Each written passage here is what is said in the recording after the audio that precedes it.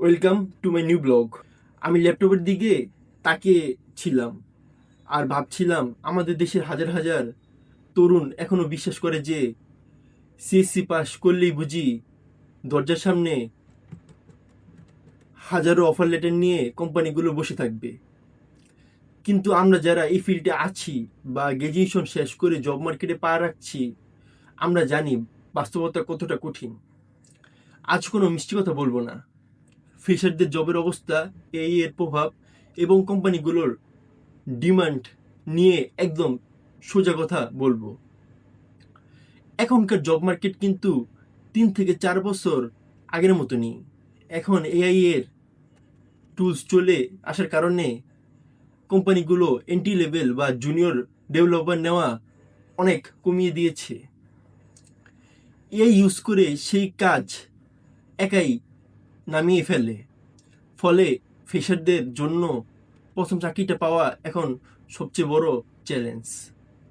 আপনি কেবল ভার্সিটির academics certificate বা বেসিক কিছু কোড জেনে ইন্টারভিউ বোর্ডে গেলে চাকরি পাওয়ার চান্স বলতে গেলে বর্তমান সময় শূন্য।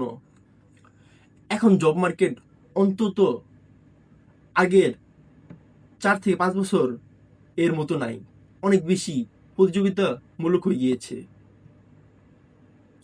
আগে আপনি সিএসসি নিয়ে পড়াশোনা করলেই গ্র্যাজুয়েশন শেষ করার পর ভালো একটা জব পেয়ে যেতেন, কিন্তু এখন আর সেই দিন নাই। অনেকে আমাকে জিজ্ঞাসা করে, ভাইয়া আমার সিজিপিএ কম, আমি কি ভালো চাকরি পাবো? সত্যি কথা শোনেন, দেশের বেশিরভাগ প্রাইভেট সফটওয়্যার কোম্পানি আপনার সিজিপিএ 3.8 নাকি 2.8 তা দেখতে চায় না।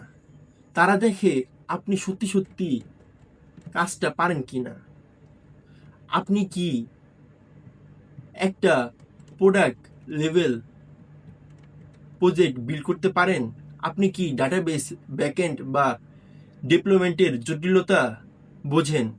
তবে হ্যাঁ, আপনি যদি সরকারি চাকরি, বিসিএস বা ভালো কোনো পাবলিক ইউনিভার্সিটিতে মাস্টার্স বা উচ্চশিক্ষায় যেতে চান, তবে ভালো সিজিপিএ অবশ্যই হেল্প করবে।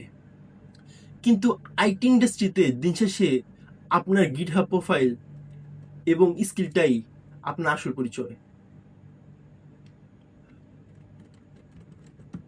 মার্কেট কঠিন তার মানে এই নয় যে চাকরি নেই। যারা বলে যে চাকরি নাই, তারা সম্পূর্ণ মিথ্যা বলে। তাই আপনারা সকলেই তাদের কথায় কান দিবেন না। চাকরি আছে, কিন্তু চাকরি পাওয়ার জন্য আপনাকে এভারেস্ট স্টুডেন্ট হলে চলবে না। শুধু টিউটোরিয়াল দেখে, টু ডু লিস্ট অ্যাপ বা সিম্পল প্রজেক্ট বানিয়ে সিভিতে বসিয়ে রাখলে এখন আর কাজ হবে না। একটা বা দুটো টেকনোলজি স্ট্যাকে, যেমন ধরেন ফুল স্ট্যাক বা ডাটা হ্যান্ডলিং, একদম শক্ত দখল রাখতে হবে।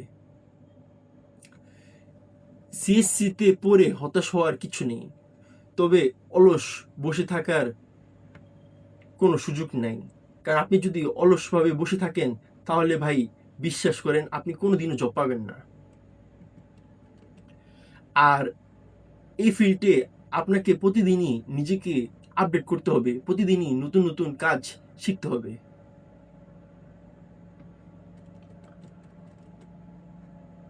সো আজ আপনাদেরকে অনেক কথা বললাম।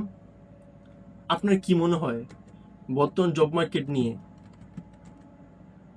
কমেন্টে লিখে জানান আপনার মতামত। ইনশাল্লাহ চেষ্টা করব আপনাদের সকলের কমেন্টে রিপ্লাই দেওয়ার। সো আজ এখানে শেষ করছি। সবাই ভালো থাকুন। আল্লাহ হাফিজ।